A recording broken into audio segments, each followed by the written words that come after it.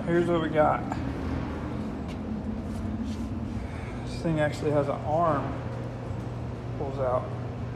But we're getting no motor communication.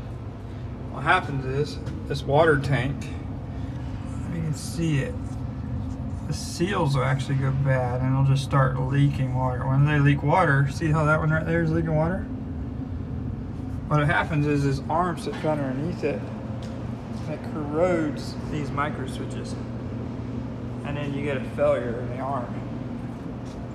Well, fix that problem, I'll actually put a new seal in this, but getting no communication to those motors whatsoever. So started out here, traced the wires all the way up here, coming around, and one of my techs put a new, this is called an I/O board, but this is actually like a drive board, drives those motors. Look what was behind the board. I spent all that time tracing those wires just to find out that you can plug them in, they go right there.